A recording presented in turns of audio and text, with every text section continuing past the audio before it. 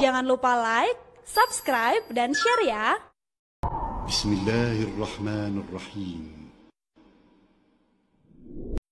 Siapa yang tidak dipahamkan agama oleh Allah Subhanahu wa taala berarti diinginkan keburukan untuk dirinya.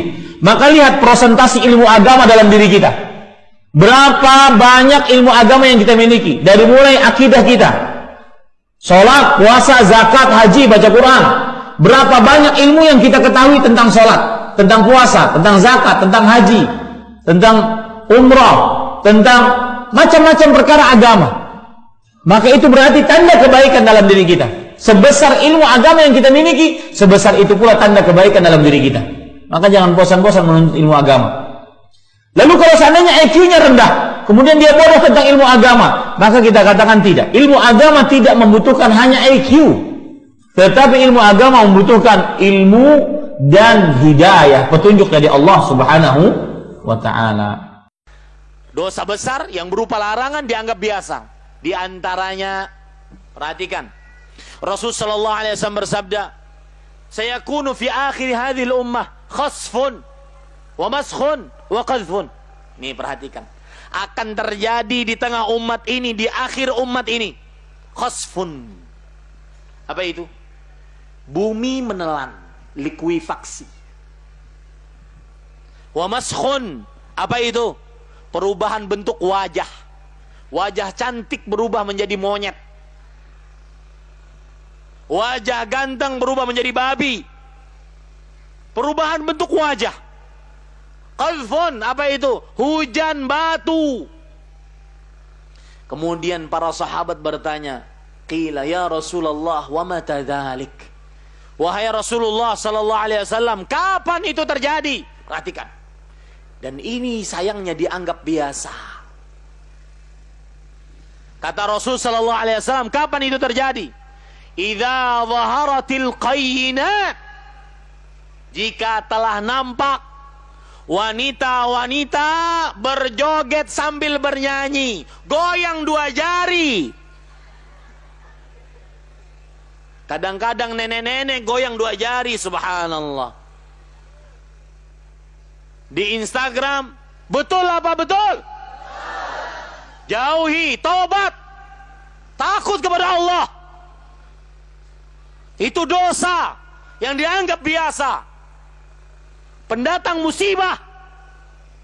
Wanita-wanita yang di hadapan saya yang mempunyai Instagram, yang mempertontonkan kemolekan tubuhnya, hapus sekarang juga. Zaharatil qayyinat, wanita-wanita penyanyi berjoget. Bahkan di acara televisi kita itu sudah biasa. Berjoget erotis dilihat oleh jutaan rakyat Indonesia. Ini dianggap biasa, padahal dia diharamkan dalam agama Islam. Wa syuribatil khumur, dan minuman keras dianggap biasa, dijual bebas, tidak ada pelarangan. Dan saya berpesan kepada Bapak Ibu, kalau ada maksiat, Anda tidak bisa menasihatinya dengan hati, Anda tidak bisa menasihatinya dengan lisan, Anda tidak bisa merubah dengan tangan, karena Anda bukan orang yang kuasa. Maka minimal Anda benci, minimal Anda benci dengan hati, minimal. Jangan pernah rela dengan perbuatan tersebut. Kenapa demikian?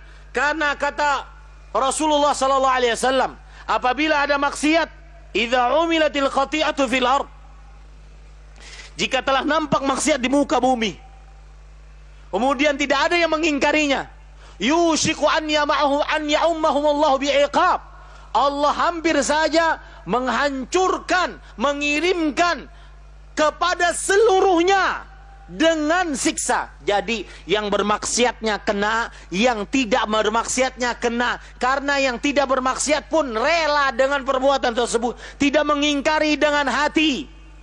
Harus diingkari dengan hati.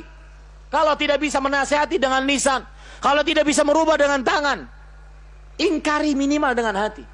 Kebiasaan minuman keras, kebiasaan kalau lagi pelaminan diundang penyanyi-penyanyi berjoget, jauhi. Sadar, jauhi. Sudah ngundangnya itu pakai duit, mendatangkan musibah.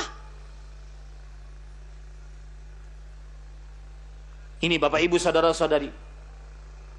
Wa dhaharatil fawahish, dan hatta yu'linu biha, apabila telah nampak perbuatan zina. Di zaman sekarang sudah nampak. Orang ciuman di tengah jalan biasa.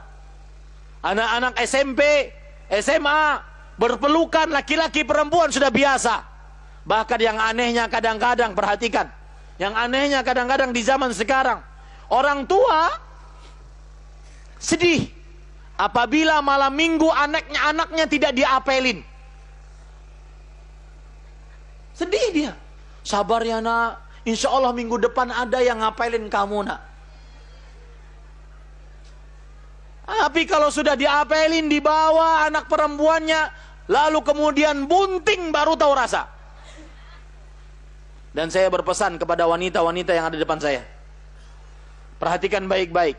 Tidak ada sesuatu yang paling berharga bagi wanita muslimah setelah agamanya kecuali kesuciannya. Kalau wanita sudah terenggut kesuciannya, sudah dizinahi oleh seorang laki-laki, maka tidak ada harganya. Bahkan Allah menyebutkan dalam Al-Quran, Az-zaniyah, az-zani la yankihu illa zanin aw musyrik. Seorang wanita berzina, tidak ada yang menikahinya kecuali laki-laki berzina juga. Itu harga bagi wanita yang sudah berzina, kecuali dia bertaubat kepada Allah. Harta paling berharga bagi seorang wanita muslimah, perhatikan bapak-bapak yang punya anak perempuan, jangan biarkan anak perempuan Anda enak saja dibawa ke laki yang tidak mahramnya.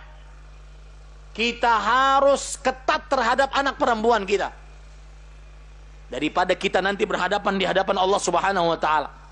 Dan saya berpesan, sebagaimana anak Anda ditanya tentang baktinya kepada Anda, tetapi ingat, orang tua akan ditanya oleh Allah lebih dahulu tentang anaknya dibandingkan anak ditanya tentang orang tuanya. Maka jaga anak-anak kita, Bapak Ibu saudara-saudari yang dimuliakan oleh Allah Subhanahu wa taala.